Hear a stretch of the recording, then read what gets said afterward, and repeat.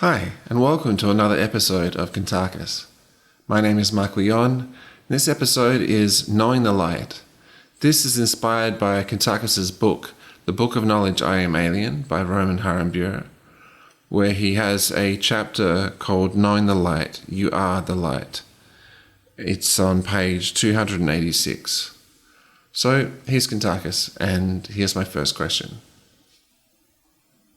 In regards to knowing the light, your writings emphasize the concept of white light as a life force and source of creation.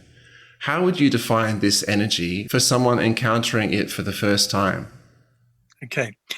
One of the things that needs to be done for each person to fully understand that the light is reality. It is also called living energy. And living energy, as I've said on a few occasions, living energy is from the beginning of the dawn of time. And that's going back hundreds of trillions of years ago in the Earth's time, I should say. But if you want to actually prove it to yourself that you can literally feel it and understand what the light is all about, or living energy, the most simplest way is to just close your eyes, stand there with your hands just apart, even looking into a mirror and concentrating into a mirror with your eyes open or closed, your choice. Just think that there is something within your hands and see it as light. Just believe it. Use your imagination, because it is the most powerful tool you have as a human being. And after about 2 minutes of concentration, just start to move your hands slightly closer and closer together. And when you feel that you're about an inch away before you touch, stop. And then slowly move your hands out a little and back in, concentrating on the center of your palms, believing that there is some type of soft, very soft sponge between your hands. If you practice this several times or a dozen times, and if you truly believe in yourself, what you'll feel is the light, the living energy. That living energy is all around your body and within your body. You have over 4 quadrillion cells of living energy that makes up your entire existence as a human. Yes, you have the physical.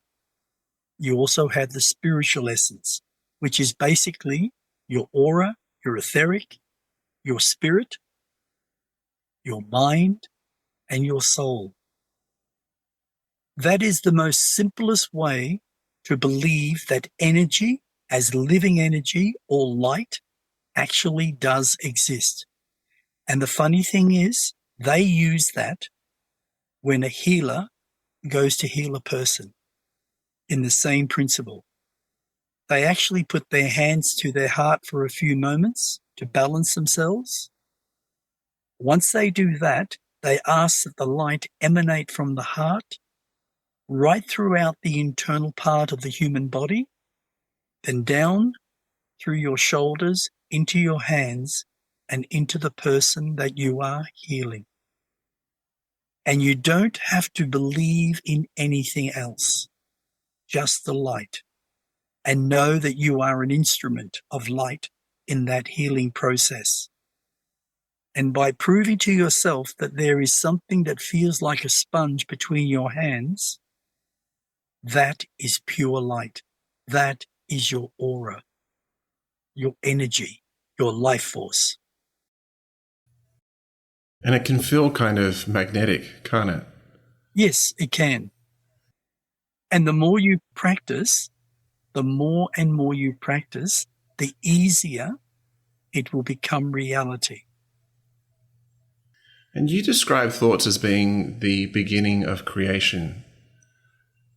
How can listeners apply it practically, this concept? It is really, in all honesty, a very simple process. Your thoughts are energy. Even though you're a physical person, they are energy. And as you think, you become. As you think, you create. As you think, you begin to manifest that form of reality into your existence, be it physical, be it spiritual. It's entirely your choice.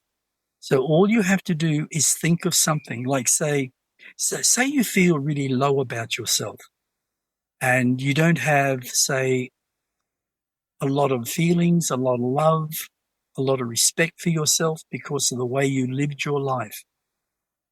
This is the point that you can change just by saying some simple words like this. I believe in myself. I know that I have been on a path of negativity. I want to change that to a path of positivity. I know that I am a good person. I know that I have a loving heart.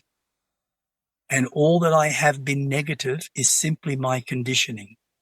And I'm going to change that through my thoughts. Because my thoughts are the beginning of all changes. And I will put those thoughts into action through my physical body. When you say things like that to yourself and you repeat anything that's similar, it doesn't have to be exact.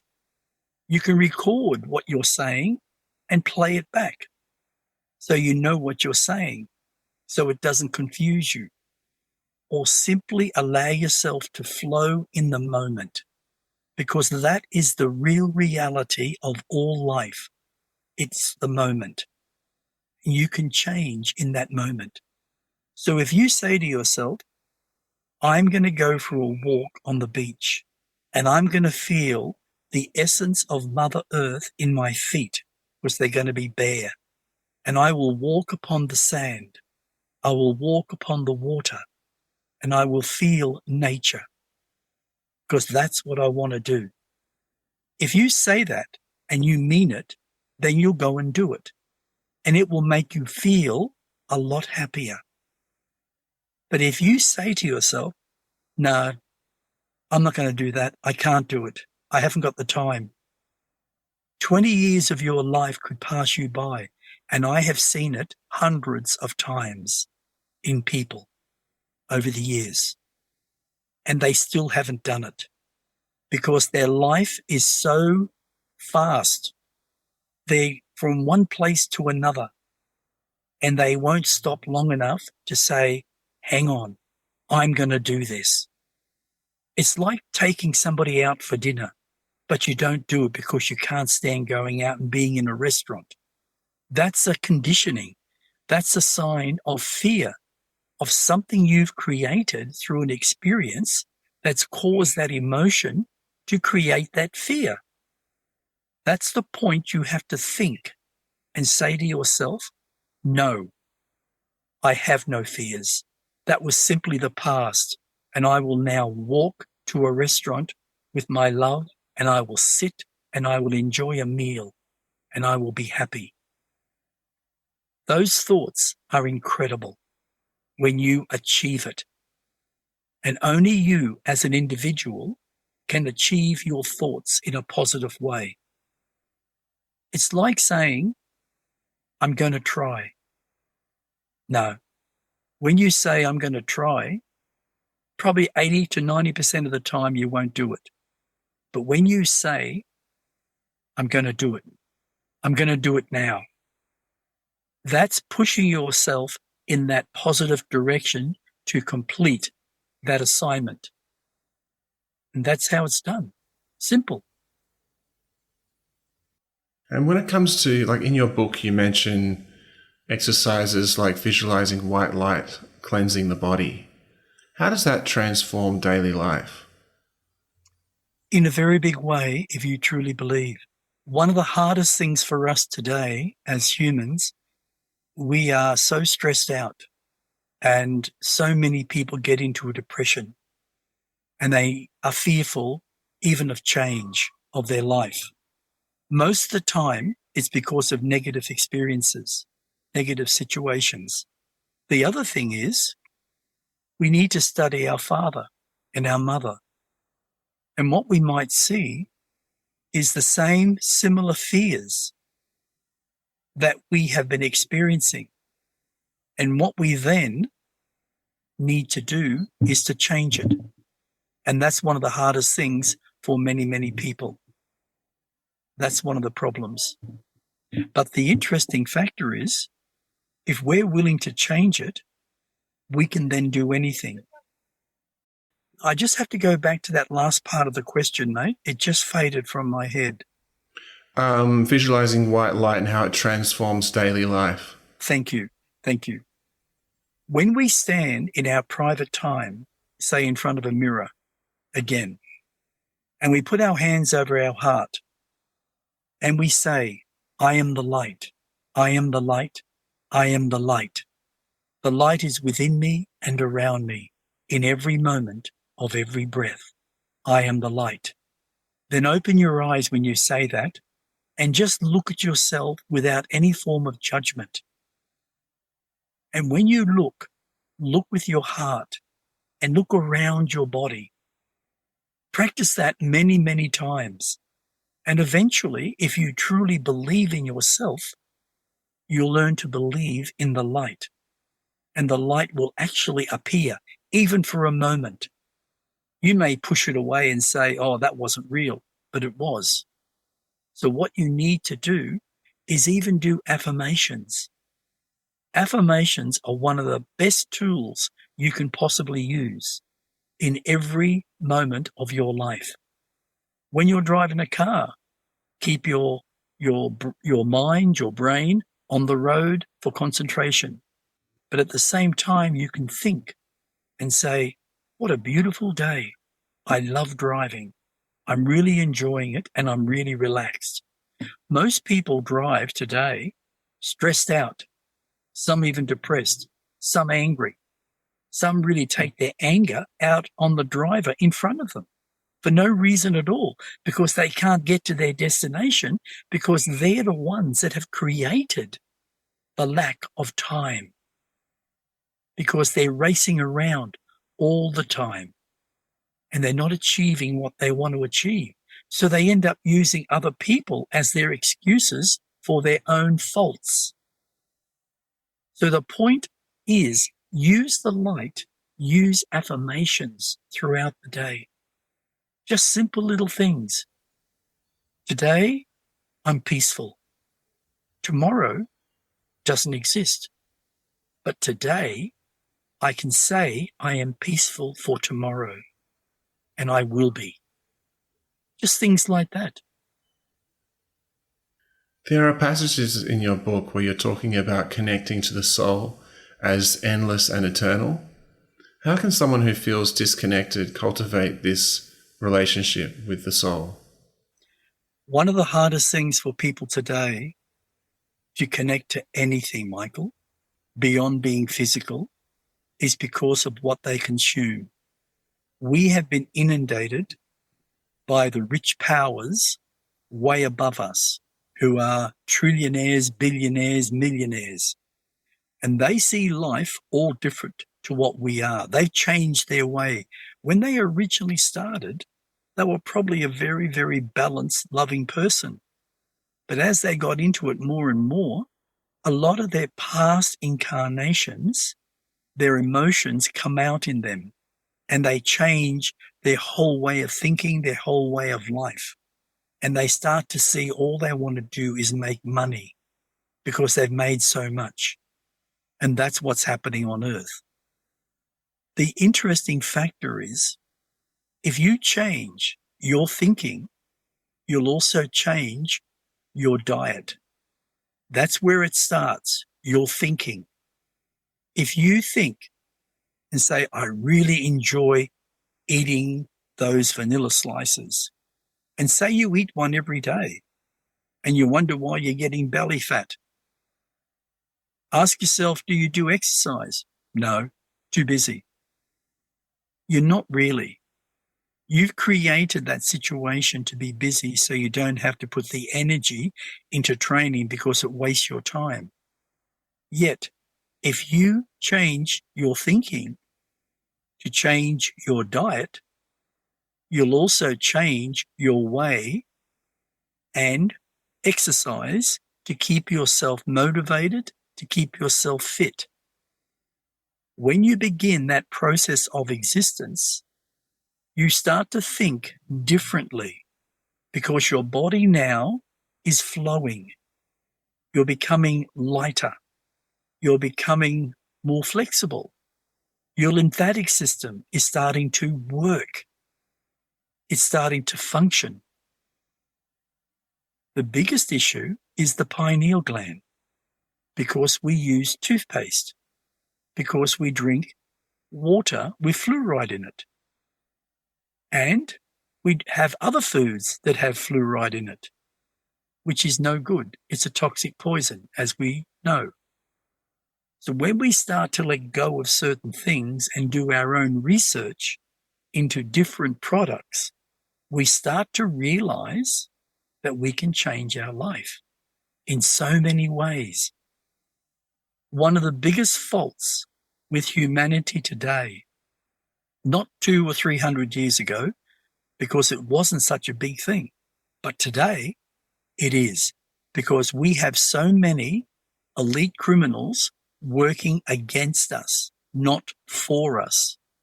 And the foods we are consuming, especially anything that's dairy, like yogurt, like cheeses, like cow's milk, like animal flesh, all of it is literally engrossed with toxic poisons because they own all those industries 100%.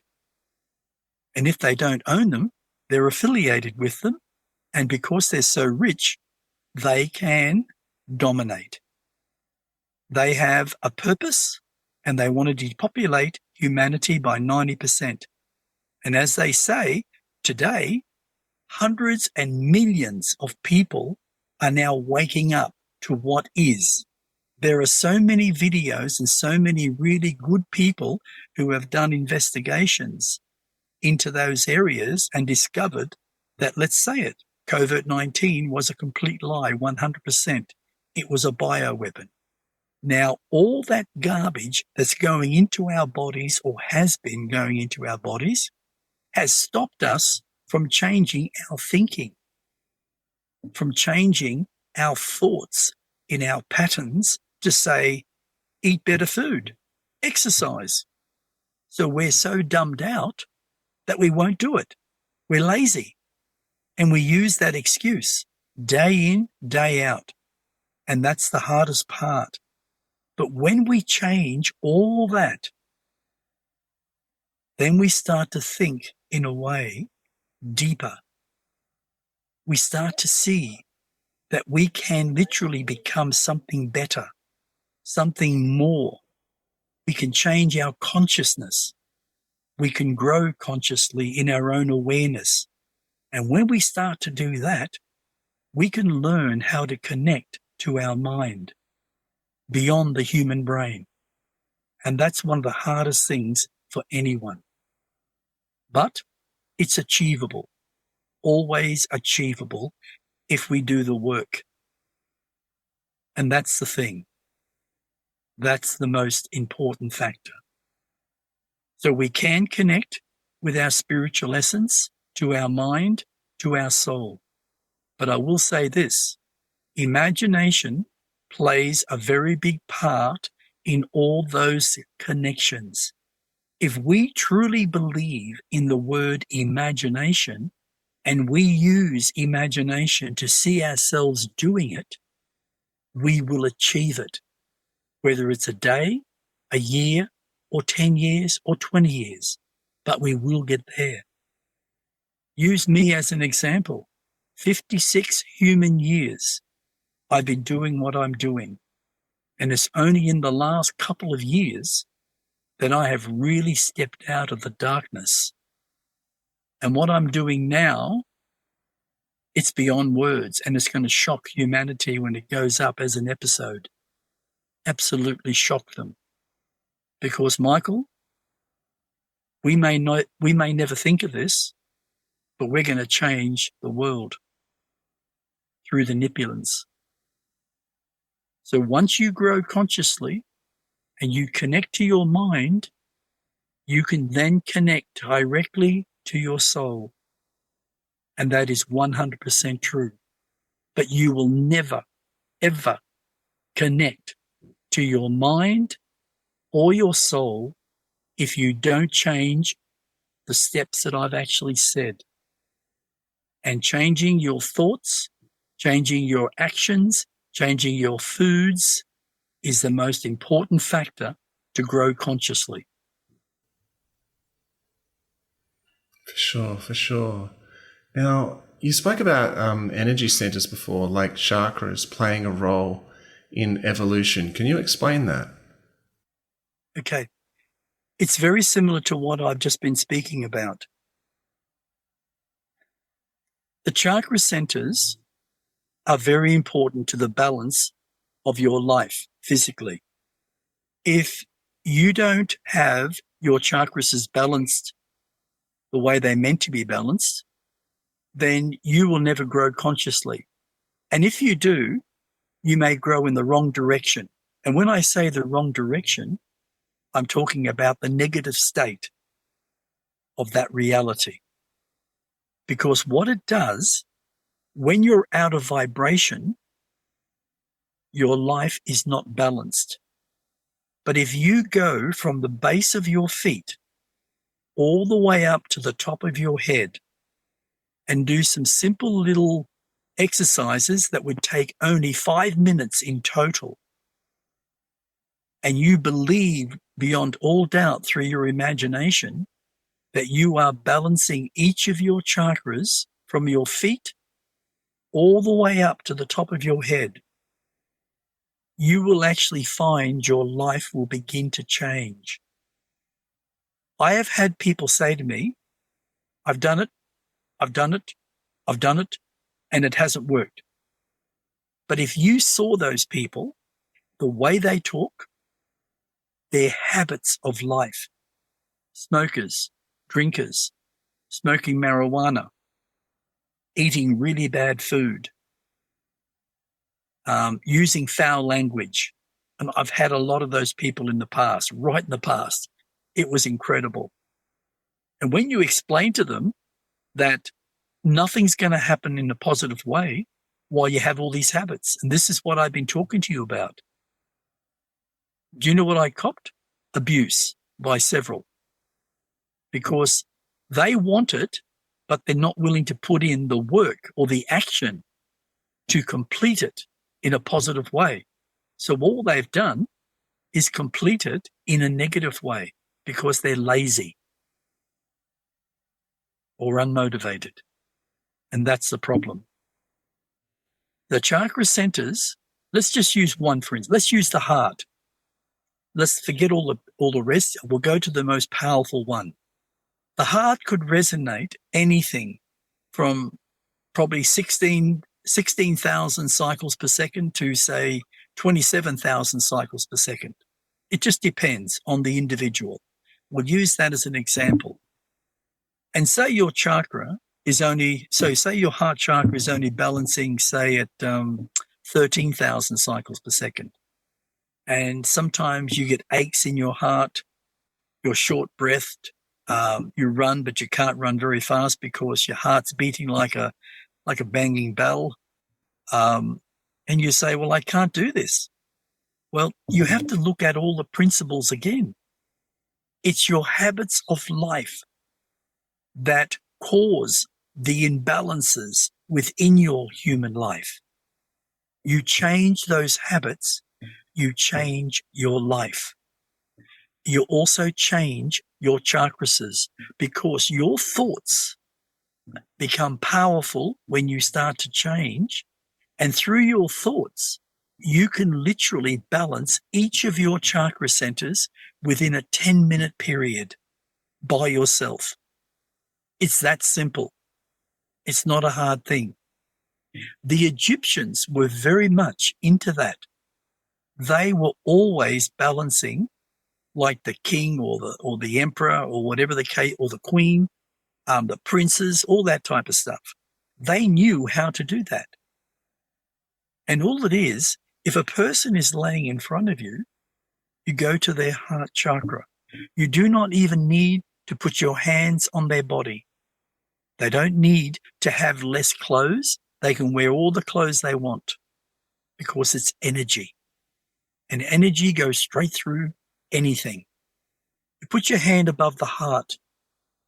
Open your palm up.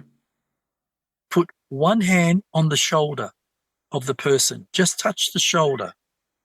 Put the other hand over the heart, and through your imagination and your heart center, see the energy of your heart expanding internally, externally. And as you feel it growing, turn your hand clockwise very slowly in a small circle around the heart. Do it about 10 to 15 times and say, I now balance the heart of this being. I now balance the heart of this being, and believe it. And when you turn your hand clockwise in a circle, not a large circle, just a small one, over the heart, just watch your hand and concentrate on your hand as energy. And what's actually happening is, it is actually turning in the person's energy. And the energy that you're implying upon them or within them is yours. And it's helping to balance that chakra center. And after, say, 15 movements around in a circle, gently pull your hand away and take your hand off their shoulder and go to the next one and the next one and the next one. Then go back up the other way to the top of the head and just do all the chakra centers from the ankles to the knees, right, to the base of your spine, just above the spleen, coming up to the heart, coming up to the throat, coming up to the third eye, coming up to the crown chakra. And once you do all that, just run your hands over the body very gently. You can do it yourself. And you should feel a bigger balance within yourself. Oh, great. Kuntarkis, you write that negative energy attracts similar energy. In a world filled with conflict, how can individuals avoid being overwhelmed by collective negativity? Okay. I'll use myself as an example. I'll even use Misha, my wife, as an example. When we go out, like this morning, not this morning, sorry, yesterday morning, I went to Woolworths after I dropped JC off. When I arrived under the building at Woolworths, I sat in the car for about a minute and a half, 2 minutes, and I put my hands on my heart and I just concentrated with the love and the energy around my heart. And I saw it expanding internally and coming through the pores of my skin. I believed it through my imagination, and it's reality, I promise you.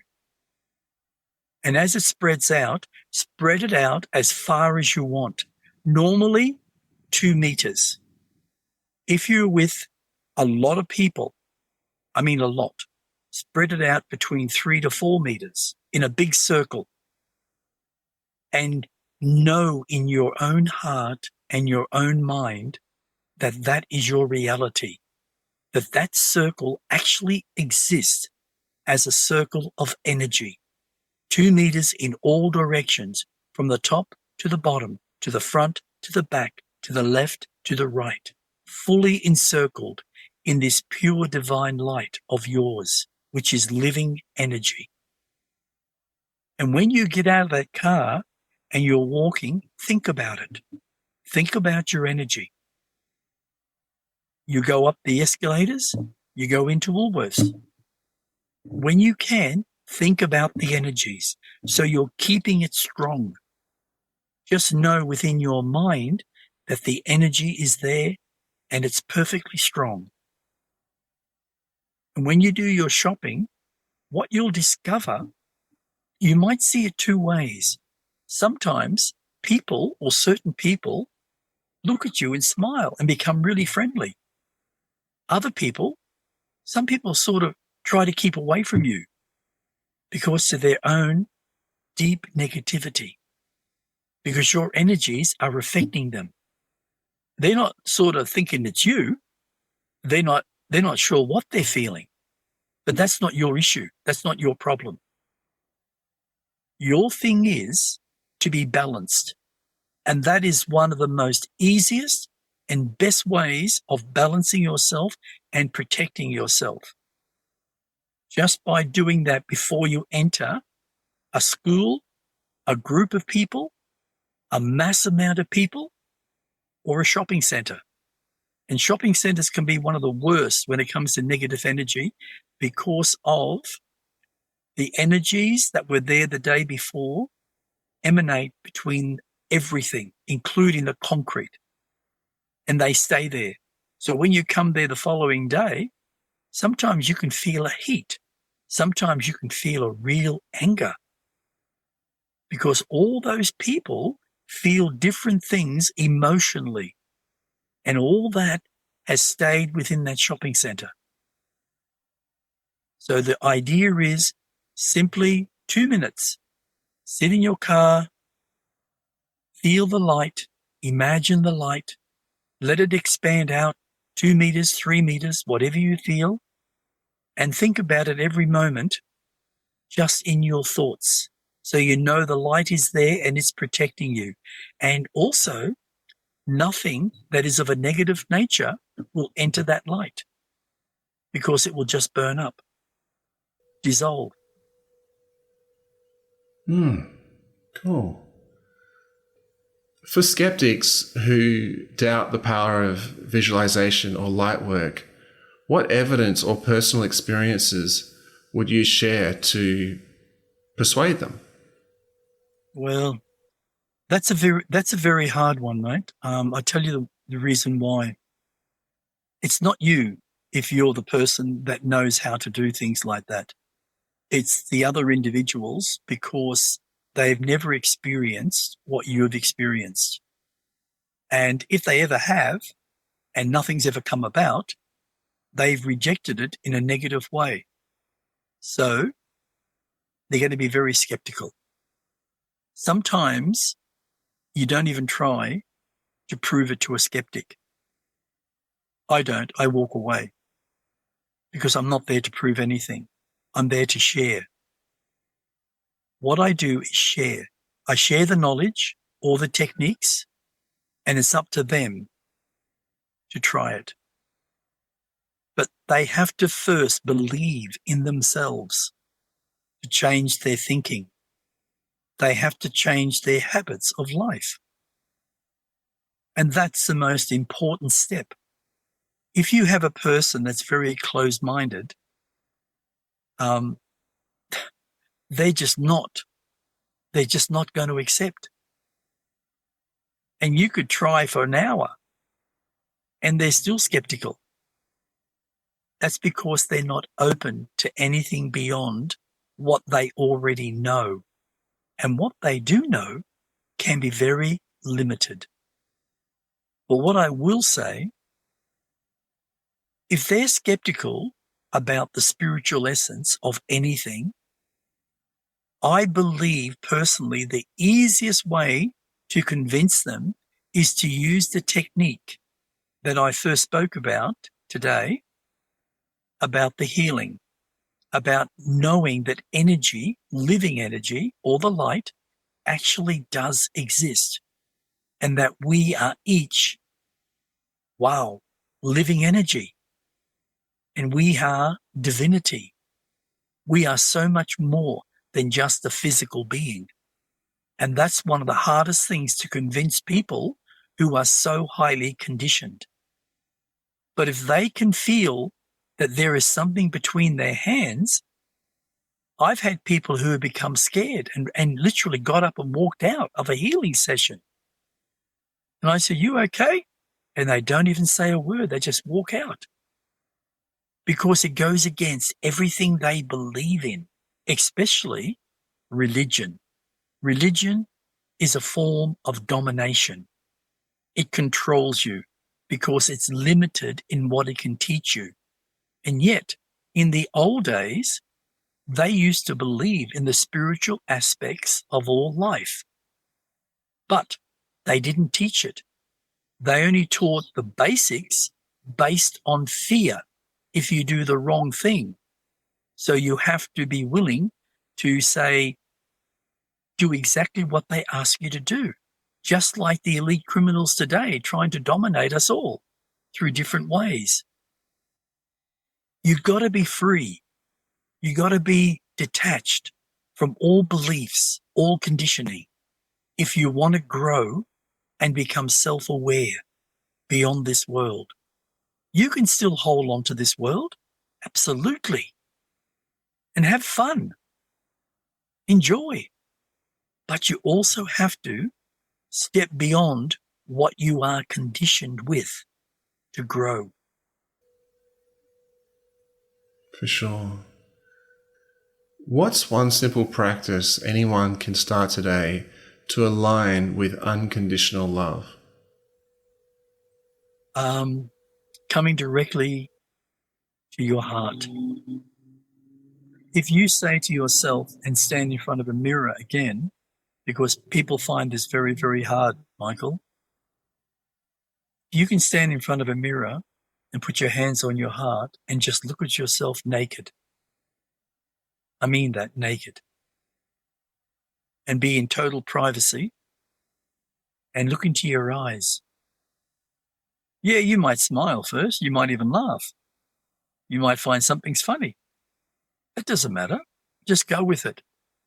But then say, now I'm serious. I love who I am. And I have a loving heart. And I love my heart. And I want to learn how to share my love with others.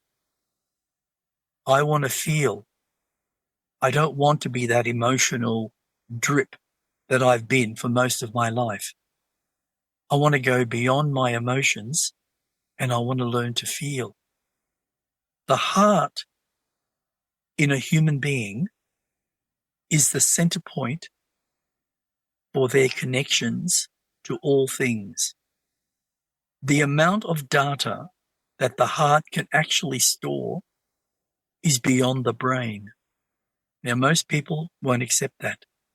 Yet people like Nikola Tesla, Albert Einstein, oh, look, so many. But they understood those principles as they understood the mind is separate from the human brain.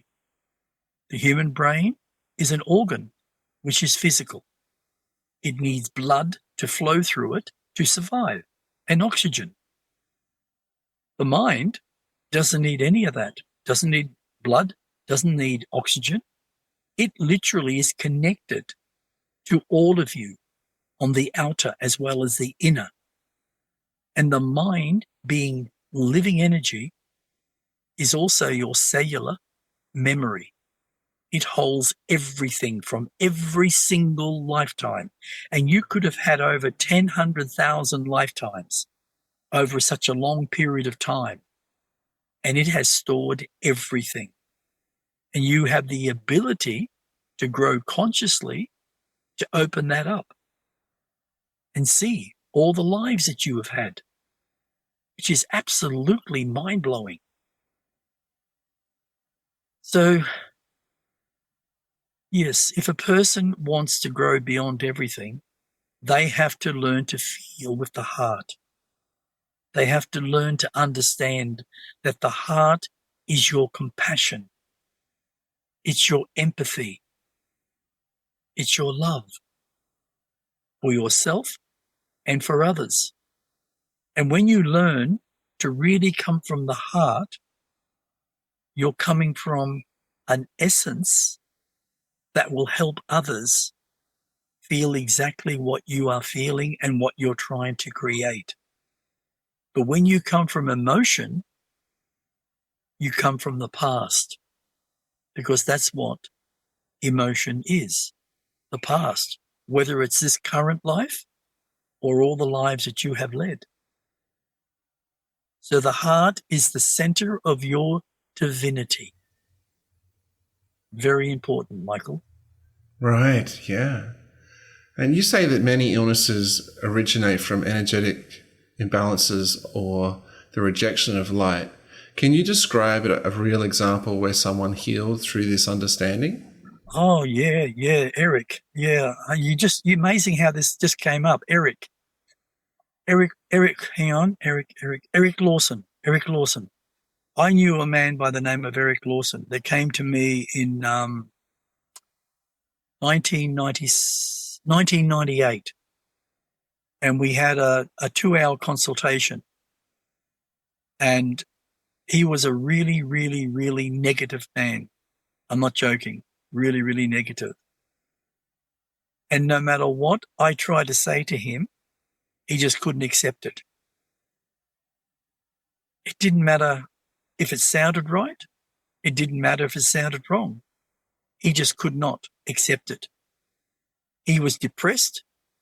He used to go into depressions. But when I discovered that his mother was exactly the same, she suffered from really bad stress, but very violent in the way she spoke, very abusive with such foul language. It was incredible. But Eric didn't. He just went into depression. He never got angry.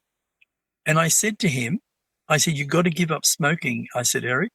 He said, why? I like it. I said, it's going to kill you. I said, you're on the border of leukemia. You're on the border. I'm just trying to work out what it is. There's a word, Emphysema. Emphysema, is that it? Yep, Emphysema? Yep. Yeah, you can't breathe properly because you've been smoking so long. Emphysema. And he'll end up getting lung cancer in both lungs, and he died. He had operation, and after he came out, about 6 months later, he had a heart attack and died. And he had cancer throughout his body, even in his bones. So all that stress, all that anger that he kept buried so deep inside, he never expressed it, creates disease. It's a proven fact. When my new book comes out called Entanglement, The Long Journey Home, it has about 45 pages, and it's all about human disease. And from a metaphysical point, it explains why we create disease. And disease is created through our actions, by our thoughts. If we think in ourselves that we're a negative person, and if we hate ourselves and we don't love ourselves, we end up creating situations that we put bad foods into our body, which over a period of time causes illnesses that end up leading to diseases. And I have known at least 30 to 40 people who have died since I've lived upon this planet myself. And they've all died from horrendous diseases. Some were diabetics. Some were to do with cancer, leukemia, all that type of thing, heart attacks. I've had 3 people who have died of heart attacks in the last 4 years who got the COVID injections, and one got a booster. And they died suddenly. They're now opening up people all over the world, Michael, and it's coming out more and more. You know how I said there's probably a few 100 million people who actually really, really know the truth about what's going on? Mm-hmm. There's probably about 2.25 billion people now who are very aware that COVID-19 is a bioweapon to kill us. Because over the world now, there are people who are opening up people when they die, And what they're finding is this fibrous material. And there's so many people now dropping dead because they have a cardiac arrest because of this fibrous material. It blocks and blood doesn't flow. So you have cardiac arrest, heart attack. And they're now warning people, you hear it all the time, that there are major issues, really major issues because of that. So illnesses are created through our own thoughts, from our parents' genetics, from the foods we eat that are so toxic because of the elite criminals, but also by our anger. And the amount of people that are dying from bowel cancer throughout the world is incredible because of the type of food we eat to create the dilemma of that disease because of our emotions.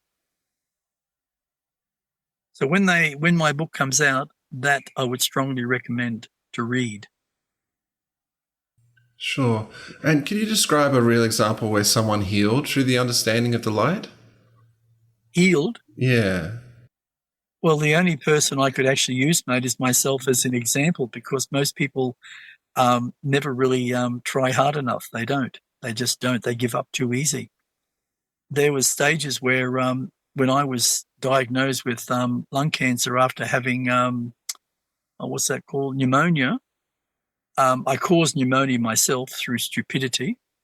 And it was about 6 weeks later, I was finding really hard to breathe. And I went and had x-rays. He suggested I have x-rays. And he said, your left lung, he said, is basically shot. And he said, you got the tip of your right lung on the top. He said, you have mutated cells. So I was in a really bad way. And they wanted me to have an operation, and I refused. And he just said to me, you're a dead man, Mr. Harambira. That's exactly what he said to me. So what I did, I started to listen to myself.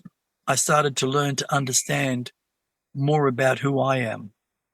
I started to understand that I had 4 quadrillion cells of living energy that literally made up my entire existence.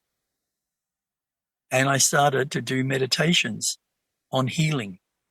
I started to really concentrate on healing through my energy cells. And I do that today, basically every night. I say things like this. Through my thought consciousness, connected to my mind, through my deepest reality of life itself, I now heal anything that should be healed within my internal structure of my body. I rejuvenate everything, my entire inner being to my outer being. All my organs, my skeleton structure, cell by cell, are rejuvenating in every moment of every breath. My entire muscular structure is becoming stronger and more flexible in every moment of every breath. I talk like that through my entire inner being and my outer being. And what happens, Michael? You are literally putting in positive reality within your living energy cells right throughout those 4 quadrillion cells.